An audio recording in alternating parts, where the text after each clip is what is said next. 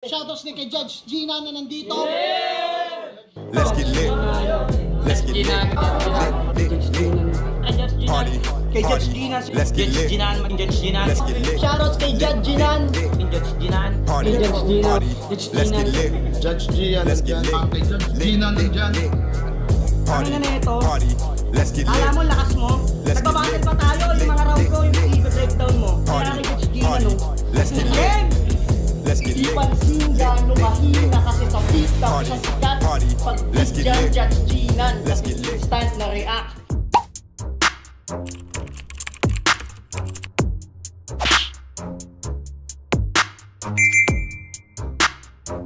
In the yeah, put 'em in the yeah, yeah, yeah. If you feeling real good, put your hands in the yeah, put 'em in the yeah, yeah, yeah.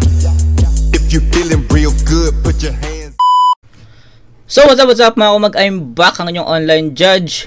Walang iba kundi Judge Jinan. Okay guys, May 1, umpisa ng May, at gaya nga nasabi ko sa inyo, tapusin natin yung pending nating mga request videos ngayong May bago tayo mag-proceed sa next plan. Actually wala pa akong plan diba? Kasi most of the time mga ganitong nasa review video na tayo, I mean nasa request na tayo. After neto may mga plans na tayo, diba? Pero sa ngayon ang masasabi ko lang is ayoko muna mag-tournament kasi yun nga, nabanggit ko na to before, nakakatuyo pag nagto-tournament ka na na review, kasi sunod-sunod yun 'di ba? Parang naubos na yung mga sasabihin mo sa isang MC, tas may battle na naman siya, pupunayin mo na naman, 'di ba? So para sa akin it's draining yung tournament reviews. I think di naman tayo magtatagal na na walang tournament, kasi mamimiss ko rin yun 'di ba? Nabanggit ko rin to before na nakakamiss mag-review ng tournament. Pero sa ngayon, dahil nagsunod-sunod yung tournament reviews natin at most 1 and 2, 1 up 5 and 6, ano pa? Basta nagtuloy-tuloy kaya medyo training. So sa ngayon, isa na lang naman yung kailangan nating reviewin na review sa Isa Buhay, which is yung 2013. Pero syempre yung Pedestal 4, yung Isa Buhay 2025, kailangan isingit natin yan ngayon taon. So ayun, ngayon balik tayo sa request, at ito yung isa sa mga na pending, no. Meron tayong 9 request videos ngayon. So May 1 to 9, I think yun yung magiging content natin. So sa mga habol, mag-comment na kayo, request niyo yung mga gusto nyong ma-review. Pero syempre i-double check nyo muna sa channel kasi we have 1,000 plus requests, 1,000 plus review videos. So most of the time, or baka may baka yung mga gusto nyo i-request na review ko na. Pero double check nyo lang bago nyo i-comment, kasi for sure, 'di ba? Mga Isa Buhay battles nasa na yan, 2014 up to 2024 Isa Buhay, lahat ng battles na yun na-review ko na, 'di ba? Okay, proceed tayo. It's Nicola versus Aizo. Shoutout kay Fake Riders, isa to sa mga natin, loyal na viewers, subscriber, and sana yung mga natin, yung mga viewers natin, subscribers natin, bisitahin nyo rin yung Shopee, and order din kayo, score din kayo ng ng clothing ko. Okay? Yun lang. Start tayo. Aizo versus Nicola. Shoutout Fake Riders. Game. Natin. Pulo. Game! Game! Unang lapag ko sa pulo! Patay sa residente na parang magellan sa Mactan. Sa sobrang gigil nun, yung nagpanggap na anak, muntik kong gilitan. Oo, muntik bumatay ng bata na parang Springwood slasher. Kaya sa muling pagkabuhay, harapin mo tong Freddy Krueger. Kaya bangungot yung matatamo mo. Bangungot yung matatamo niya. Hindi pwedeng dumilat, nakatahi yung mata. O umpisa pa lang, pinapikit na kita para makita nyo na yung ISO, pinatulog ko na. At kung magising man, Delubyo yung matata mo, wala kang tatakbuhan. Tubig na sa paligid mo habang lumulutang-lutang. May lumalapit na trianggulo. Pero hindi pating sa noo tatama yung dulo ng palaso. Yung ilog mamumula sa kumalat mong dugo. Hanggang maamoy ng pirana na siyang uubo sa'yo tsaka kita sasampal-sampalin. Gising! Gising! Panaginip lang yan! Dahil yung tunay na torture, sisimulan ko pa lang, game! Game! Tatalian yung kamay mo at paa. May piring din yung bibig tsaka mata. 30 seconds massacre, hindi, isasagad ko pa. Tuloy-tuloy gugulpihin hanggang yung kulay ng buong katawan niya ay mag-iba. Yung sakit, madadama. Pilipet na yung panga. Pinipet pa yung paa. Namilipit sa sakit na pinasipit pa sa sipit ng galit na talangka. Tangina ka!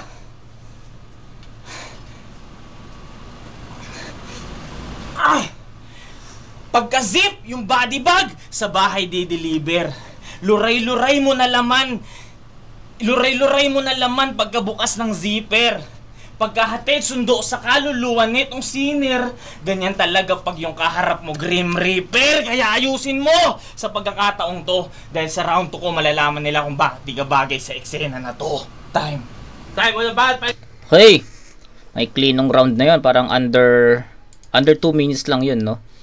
And para sa akin, ano yun? Yun, unang-una sa lahat. Maikli. Pangalawa, isa-isayin natin. At tignan natin kung ano yung magiging score ni Nicola para sa atin. Unang-una, maikli. So, feeling ko, under 2 minutes yun. Pangalawa, choke. Ang dami niyang ang dami niyang linya na hindi na spit kaya naging ganun kaikli yung round niya. Pangatlo, hindi ganun ka effective yung mga napili niyang references or angulo or mga wordplay, yung nameplay na Aizo pinatulog. Medyo hindi siya ganun ka epektibo. Pang-apat, hindi rin masyadong kumokonekta, hindi rin masyadong na-absorb. May pagka-horror core pero I think kulang. Sa delivery, walang problema kasi maayos naman yung na-deliver. Pero ayun ayun yung mga lapses ni Nicolas sa round 1. And summary or to summarize that round, kulang, ineffective, choke, diba? So hindi ganun ka parang below average yun para sa akin. Okay? So Aizo, pakinggan natin. Aizo! Tanginan to, tubig daw sa paligid ko. Gago, baho ng hininga mo. Hindi. Pinanood ko yung laban nito kay Cinco. Masyadong demanding sa kalaban si Gago. Kala mo gwapo. Pwes ngayon, binigyan ka ng Aizo. Parang no? Yung forma. Hindi ko sinasabing yung forma nito ni Aizo. May pagka-topper, no? May pagka-topper Pero tignan natin, baka yung style niya topper din. Diba? Pero yung formahan niya topper Kala mo gwapo. Pwes ngayon, binigyan ka ng Aizo. Bihira lang ilabas to ni Tito na parang baril niya sa kwarto. Baka kesyo magrebat na teka lang ako. Hoy, wala nang teka, iho, sasaglitin lang kita rito. Pero ang dami nagsasabi na, kamukha raw to ni Pipito Manaloto. Alam mo, pre, hindi yan totoo. Kaya Hoy, Diego ng Babulgang, di mo kami dito maloloko! Tangina to! Kasi tingnan nyo naman tingnan mo yung bibig niya. Ang laki ang puta! Uling hikap nito! Nalunok niya yung aso nila! Nalunok niya yung aso nila! Tangina mo nga, nalunok niya yung aso niyo, tapos yung katawan, pang Doberman. How ironic na ako yung tunog aso sa ngalan, pero ikaw yung magmumukhang underdog sa laban! At Tito, itong binigay niyo sa akin, matik balagbag! Hindi porkit may ngalan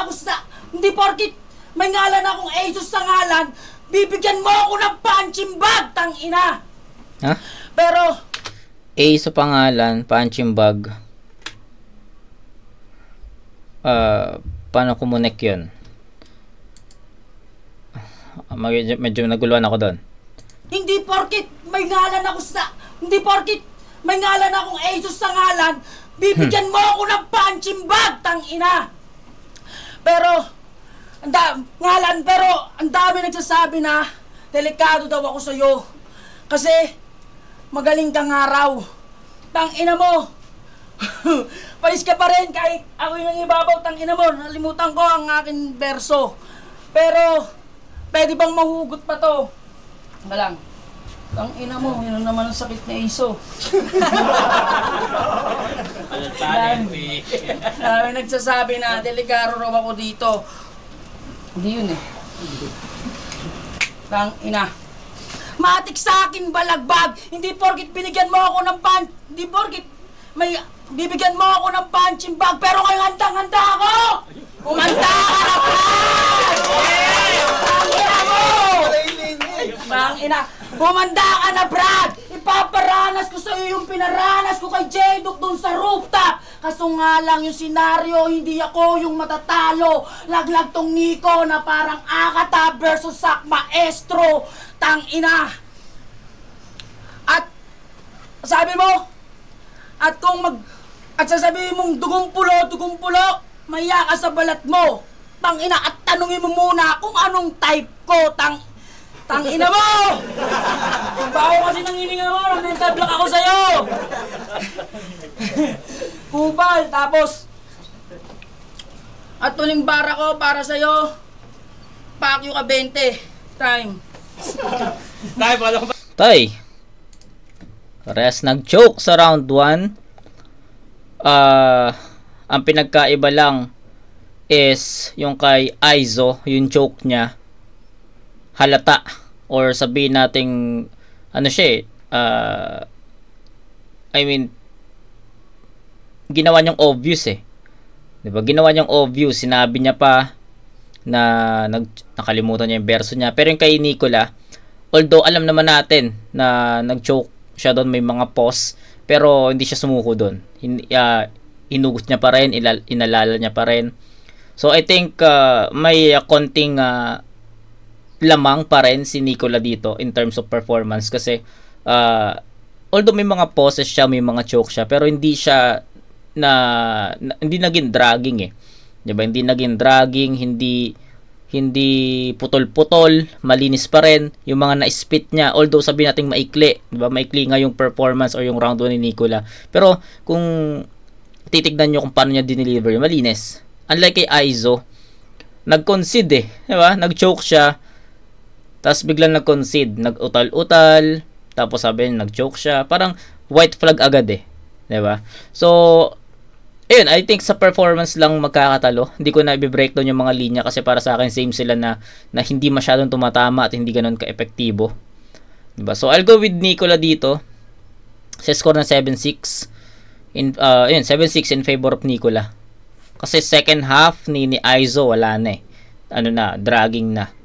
Yung kay Nicola maikli.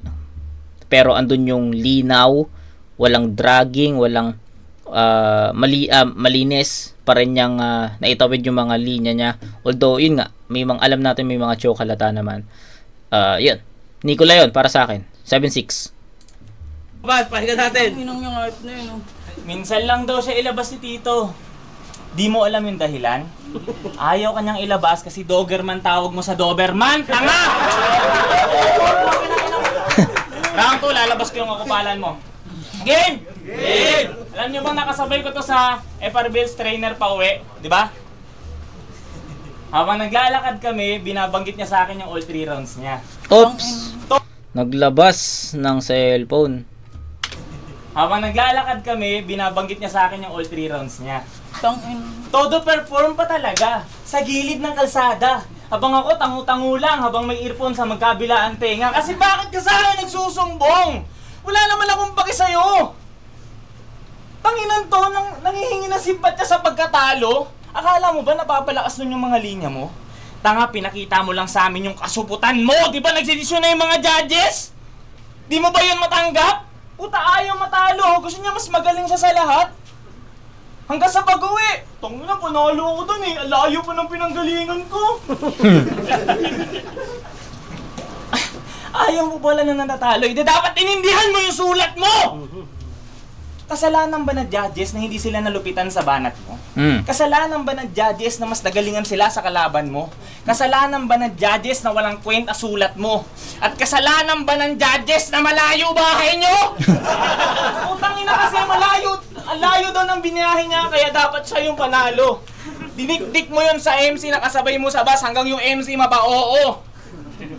Sinabihan mo pa yung MC na, ikaw nga dapat dun sa laban mo, talo. Pag taga-Munti ba talaga may problema sa husgado? Eh sinisira mo na yung pangalan ng bayan nyo. Todorepin ka pa naman kada battle mo. Tapos iisipin lang ng mga tao, yung mga taga-Muntinlupa, di marunong tumanggap ng pagkatalo. Eh tito, di ko sukat akalain ito ibibigay mo. Alabang mas matino na kalaban. Gusto ko yung mas bully, yung kaya sa utak ko makipagsabayan. Ibibigay mo to, nasan yung pag-asa niyan? Puta, tansyahin nyo naman. Ang gusto ko pang dikdikan, ang binigay mo pang sunugan. Tingnan mo yung balat. Pero, nandiyan na yan. Tanggapin. Veteranong walang, hindi umangat sa kultura. Ang tagal nang bumabattle, hindi pa nag-i-improve ng puta. After ng battle natin, pagbabawalan ka na ni Tito Sherman, ni-represent yung Muntinlupa.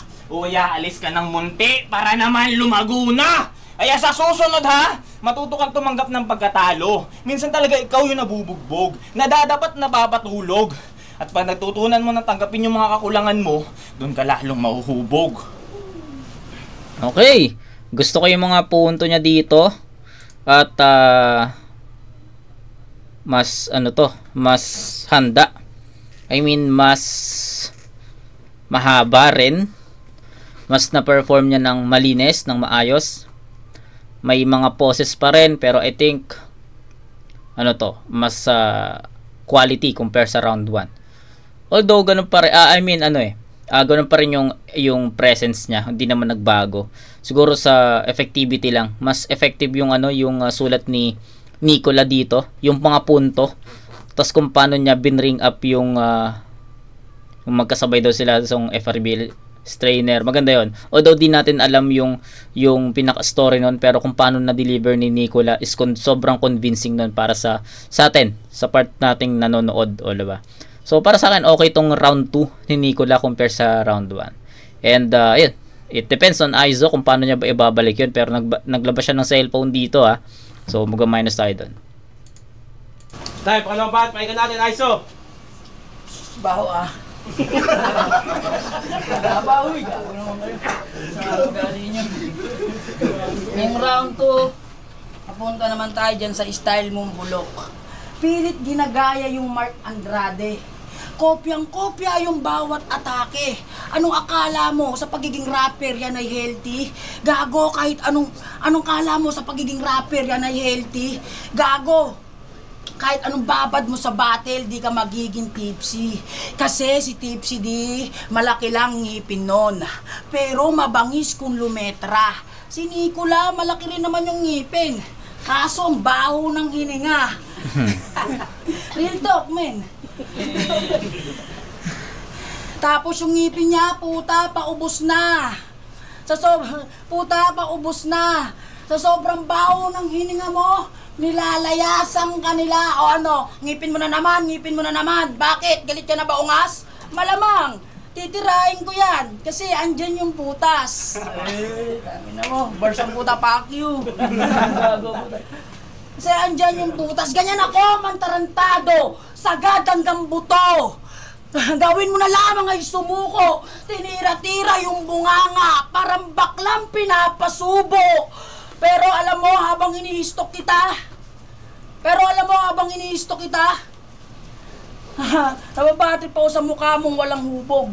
Ikaw yung tipong ang sarap suntukin habang natutulog. Alam mo, tapos ang taba pa ng katawan. Mas pitpan tignan si Kuya Shernan. Yung mukha kang chismosang naghahanap ng mauutangan. Pero mapunta naman tayo sa laban mo sa top tier. Sabi niya sa kalaban niya, anong pakiramdam na hanggang round 1 ka lang sa turno na to? Sinigaw niya pa yun ng todo. Iuuwi pa daw yung kampyonato. Alam niyo anong kinalabasan ng laban? di yun, panalo. Yung kalaban, tanginan to. Tanginan to, kubala puta, uuwi daw niya yung kampyonato. Sa top tier, sa top tier, ikaw ay inapak-apakan. Ginawa ka lang basahan para umangat yung kalaban. Ginawa ka lamang hagdanan. Tangina mo, pangit mo, ginawa kang hagdanan, laki-laki mo. Mukha kang tanga dun. Tapos yung ganyang gawain, puta, di ko gagawin yung ganyan. So, sa totoosin lang, Brad, di ko gagawin yung ganyan. Yung magsasalita sa kalaban ng tapos, bagko tanga, bagkos kalaban ng aking tinatapos. Habang sinusulatan ko to, kape ang aking karamay sa magdamagan. Pagkatao mo ay aking binantayan. Sa madaling salita, ikaw ay aking pinaglamayan. Patay. Tayo mo din ba? Pakinggan natin, Nicol. Okay, ganun pa rin. Flat, dead air, hindi kumukonekta, hindi direkta, ganun pa rin eh. Ang pinagkaiba lang, medyo malinis lang yung performance ni Aizo dito. Pero, in terms of retents or content, mas effective si Nicola doon. So, I'll go with Nicola pa rin dito. Hindi ko napapabayan yung explanation. So, para sa akin, Nicola yon. Kung yung round 1, para sila nag-choke. Pero mas malinis yung kay Nicola, kaya ako binigay yung round 1 kay Nicola. Sa round 2 naman, parehas may mga poses din. Hindi naman masyadong choke, no? Hindi ko siya ikinakount as choke. Pero, para sa akin, mas effective yung mga ginamit ni Nicola na references. At na-deliver niya yun ng convincing kaysa or compare kay Aizo na medyo kulang talaga sa empowerment, no? Kulang sa conviction, maraming kulang. So, yun, bigay natin kay Nicola pa rin to. Pero syempre, props kay Aizo. 8-7 in favor of Nicola. So, that's 15 to 13. Up by 2 points si Nicola. Round 3. Kula. Naman, round 2, dog nga. Kailangan pa ba ng round 3? Hindi, okay lang. Dagdag din yan sa XP. Pero Tito, may napapansin lang ako lately. Di ka tunay na MC ng pulo! Pag di ka kilala ni Martri! Martri Baskin! Yay! Bida yung kalaban, why? Bakla yan, di ba? Nasabihan, nabihisan, tangina ka, anagram kahit walang connect. Makinig ka, dahil pag ako nag-amok, tong kalaban ko, tangina mo! Game ulit. Game na. Seryoso na. Siya nga pala si Aizo P. Jojo Gutierrez. Basketball player, tangina. Natuto lang mag-dribble, kala mo professional na. Kung umasta pa, kala mo top 1 sa kanila. Tapos dadakdakan ko lang tong number 1, parang Jamoran kay Wembanyama. At alam mo bang, Okay. alam nyo bang, family-oriented siya? Laging nakapost yung mag-ina. Proud daddy talaga. Pero teka nga muna, matanong kita. Alam ba nila na niloloko mo sila? Shoutout sa asawa nito. Ay ate, kamusta? Alam mo bang pag wala to sa inyo, may kinakantot siya na iba? Huli! Pero tol, ako bahala sa'yo, huwag kang mag-alala. Sabay ko na lang papatayin yung misis at kabit mo para wala ka ng problema. Ganyan ako mandamay, gago! Wala tong remorse. Ireregalo ko pa yung duguan nilang katawan sa'yo as a gift of sorts. Habang hawak mo sa magkabilang kamay, pipicturan ko pa, of course, yung Jojo magmumukhang lasinggero sa kaliwat ka ng kamay, may red horse! Tangina mo, kaya napakamalas mo o nakalaban mo ngayong pwede naman damay. Isusunod ko sa asawa mo yung anak mo na panganay. Ikukulong ko siya kasama ng 10 adik sa kwarto. Wala akong pake kung mahalay. At para di mo malaman yung resulta, hindi ko sila palalabasin habang sinusunog ko yung bahay. At habang umiiyak ka dahil sa sinapit ng pamilya mo, sundan mo na lang sila pagkalabit ng pagkalabit ng daliri ko. Pero sana naman, huwag mo ikamatay yung bala. Dahil mas bagay pag tagamunti yung shock value kung dala, silya, elektrika. Time. Tayo mo din ba? Pakinggan natin. Okay. Tangina, hirap naman ng battle na to. Mahirap siya kasi hinahanap ko yung power punch. Hindi dumadating eh. Rounds 1, 2, 3 ganun eh, pare-parehas eh. Props kay Nicola kasi malinis siyang naitatawid. Ayun lang talaga yung masasabi ko, malinis na performance. Tas kung mayroon siyang nalimutang linya, hindi niya pinapalata. Nagpo-pause lang siya tapos proceed sa next line. Ganun eh. Pinipilit niyang hugutin pero hindi niya pinapalata na yun yung nasa next line na siya. Diba? So, props doon. Gusto kong bigyan ng credit si Nicola doon. Choke na pero na tawag dito? Na-offset dahil sa nagpo-proceed siya agad siya sa next na line. So, yun. I think strongest round ni Nicola yung round 2. And itong round 3 ang hirap eh.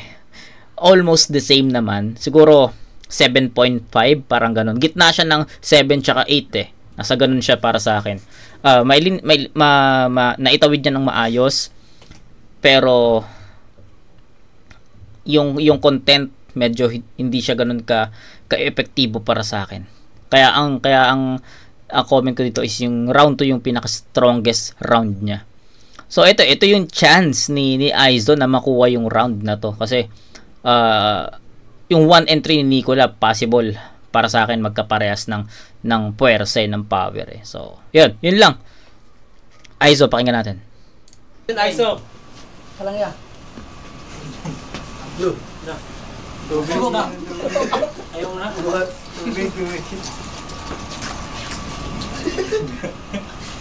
Ina to nagbihiso. Lums.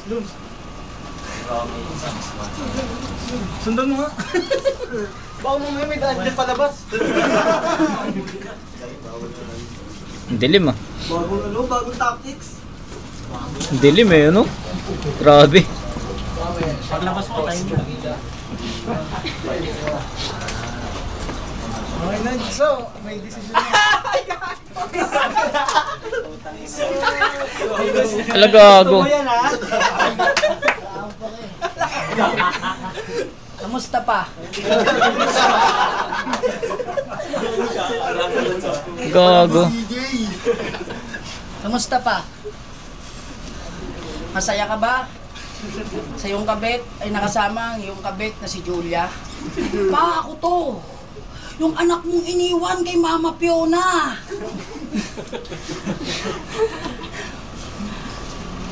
Alam mo ba, lagi akong inaasar ng mga classmate ko na wala daw akong tatay.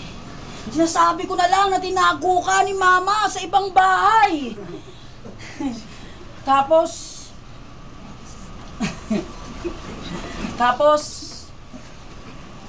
ang pangit pa ng pagpapalaki mo sa akin. Tignan mo, laki ko na, may daddy pa ako. Pero pa, alam mo, hindi ko mahugot yung aking bara para sa'yo. Kasi ang baho talaga ng hininga mo. Pero, tatapatin na kita. Bawat berso kong dala, para talaga sa'yo. Kamusta pa? Ngayong malaki na ako, kaya na kitang pugbuging mag-isa. Tanginan to, kala mo kung sino talaga. Panay papogi pang hayop, ang pangit mo naman talaga. Pero, kaya naman kitang pristayin ditong hayop ka. Hintayin mo pag naisip ko na yung aking linya. Ano ba yun? Kumusta pa? Alam ko, na-distract ako eh. Angas oh, naganda ako para sa'yo. Tapos ganito lang pala papakita mong muka. Puta. Hindi mo nga naranasan na timplahan ako ng puro ka na lang bottle. Hindi mo naranasan na timplahan ako ng gatas sa plastic bottle. Tapos, yung pa pala, sinapasabi sa'yo ni Mama, naalala ko yung nag-away kayo ni Mama dahil dyan sa yung kabit. Tangina, nagkaroon ako ng trauma simula nung pinalo ka niya sa mukha ng cabinet.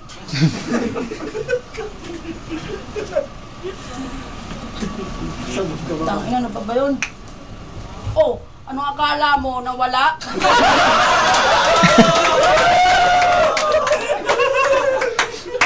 Anong akala nyo na wala? Sinadya kong makalimot para mawala ka sa isip ko. Dahil alam ko sa sarili kong hindi napapahanap ko. Ano to? Pero alam ko, meron ka pa, alam ko, pero alam ko, meron pa sa'yong natitirang kabutihan. Di ka sana magkakaganyan kung di ka tinuruan mamabae ni Kuya Shernan. Yo, time. Tayo, wala pa natin laban yun. Okay, mahirap yung round 3 kasi hindi ko alam kung ika-count ko ba siya or ika-count ko ba siya na choke o hindi. 'Di ba? Yung first half medyo dragging eh. Pero pagdating ng second half, kumonekta yung akala mo na wala. Tapos hindi na pa, 'di ba? Ang ganda ng ganda nung singit eh. Kung freestyle man 'yon, ang ganda nung tahe kasi parang hindi siya nagmukhang hindi siya nagmukhang freestyle. 'Di ba? So medyo na magulo para sa akin. Pero kahit ang galing lang nun. Di ko alam kung freestyle 'yon o hindi not sure. Pero ang ganda ng pagkaka-tiny ni Aizo doon. So kung tatanggalin natin yung first half ni Aizo at ipapalit lang natin at sabihin natin ang i-count lang natin is yung i-count natin yung second half. I think enough pa yun para makuha niya tong round 3 eh. 'Di ba? Possible, 'di ba? Or pwede nating itay. Ganun ko siya nakikita. Pwedeng kay Aizo or pwedeng itay. Hirap. Parehas silang ineffective, parehas silang may inaantay ko yung power punch. Inaantay ko both MCs na magkaroon ng ganong linya. Nahirapan ako. Pero first 2 rounds malinaw 'yon. Nicola 'yon. Sa round 3, pwede kong ibigay ng tabla, to be honest. 'Di ba? Hindi, sige. Ganito. Okay. Round 3 tabla. Okay? So, bakit? Yung first half ni Aizo, dragging, choke. Pagdating second half, may pambawi. And para sa akin, freestyle man o hindi, or sabi natin freestyle o pre-med, or I don't know kung ano yung tawag doon. Basta, para sa akin, ang ganda nung pagkakaspit niya. Kung sinadya man niya na mag-utal-utal doon sa first half, sobrang ganda ng salo. Kasi ganun, naging effective eh. Sugal kasi yun eh. Sabi natin, totoong nag-choke, tapos, inispit niya yun. 'Di ba? Sugal 'yun kasi what if hindi umepek? 'Di ba? Paano kung hindi naging epektibo 'yon? So lay. Ang nangyari lang kasi naging effective kaya para sa akin umangat eh. Pero for me, di mo rin pwedeng i-discredit or i-disregard yung round 3 ni Nicola. Malinis 'yon. Pero sabi ko nga 1 and 3 ni Nicola possible the same eh. Iba yung atake ni Aizo dito. So I think it's a tie or Aizo talaga eh. Ang hirap mag-decide. Pwede kong ibigay kay Aizo, pwede kong ibigay ng tabla. Okay. Hirap. Sige. Palitan natin. I'll go with Aizo sa round 3. Sobrang epektibo nung sugal na yun para sa akin. Kaya para sa akin, enough yung second half para matalo niya yung round 3 ni Nicola. Sabi ko nga, diba, ito yung chance ni Aizo para makuha yung round na to. And pinatunayan niya naman na yun. Round 3 kanya to. So, ang hirap mag-decide. So, 8-7 in favor of Aizo sa round 3. So, final score ni Nicola, first 2 rounds kanya yon, tas round 3 Aizo. So, sa compare round, panalo si Nicola. Pero sa scoring, that's 22 points for Nicola, 7-8, then 7. So, 22 points. Kay Aizo, meron siyang 6, 7, tsaka 8. So, ilan yun? 6, 7, 8, 21. Tangina, 1 point lang. 22-21, Nicola. 1 and 2, Nicola, round 3, Aizo. Wala Rock Battle League Fusion 4 dito sa Branded Munoz QC Puloy sa best Hey. pa magingay. Yeah! Branded, Hypeit, Black Manila, Real Jokes, Killions, Hustle 4D, Pinoy Boulevard at ang boto ng Horado 3-0 para kay Nicola. Yun, 3-0, Nicola. Yo, salamat guys. So, salamat ka dito, Sherman. Shoutout sa Pulo. Lagi ako nagkakanak pag pumunta ako dito. Shoutout ulit sa Killions. Nagkakano? Yun lang. Shoutout sa Pulo. Lagi ako nagkakanak pag pumunta ako dito. Ah. Shoutout ulit sa Killions. Yun lang. Tsaka sa OG ko, si OG Genesis luman mo siya. Tsaka kay Jobs. Yo, shoutout nga pala sa mga tropa nandito. Siyempre, shoutout din kay... All 3 rounds kay Nicola. Galing nang ginawa ni Aiso eh. Nakuha niya yung inis namin eh. Hindi, pero props sa ginawa ni Aiso. Nag-effort naman siya. Saka maganda naman yung execution niya kaso na bad trip lang kami. Kaya hindi ko na. Ayun, si Nicola mas handa siya, mas polish yung dala niya. Pero okay naman, entertaining din naman si Kuya Aiso. Ayun. Yo, PB Pagboy, kita naman Nicola all 3 rounds. Props pa rin kay Aiso. Yun lang. Okay, yung mga judge, napansin ko lang yung mga judges sa ISO, yung mga judges sa Pulo, hindi sila masyadong nag-explain kung bakit nila binoto yung isang MC, no. Ilang beses, marami na rin naman, no. Marami na rin tayong na-review na non-tournament battle dito. Kumbaga mabilisan lang na all 3 rounds ganito. Wala silang yung sa katulad ng FRBL, sa Moto, sa flip top na in-explain pa kung bakit, no. Wala, napansin ko lang. So yun lang. So shoutout kay Fake Riders sa nag-request ng battle na to. So meron pa tayong alam ko ilan yung pulo na. 3 pulo battle yung re-review natin sunod-sunod. Versus Sun versus Obey, tsaka Uno Mas versus Tech B. Yun yung 3. May 1, 2, 3. Yun yung natin. Uploads natin, tapos siguro FRBL next, tapos balik tayo flip top, tapos merong Insane tsaka may Ekisan. Killua versus Katana, anin na natin yan. Okay, so kita-kits tayo sa next na review. Shoutout ulit Fake Rider. So sana magustuhan mo, at I think na na breakdown ko naman to na maayos. So yan, kita-kits tayo sa next na review video mga kumat. Peace out.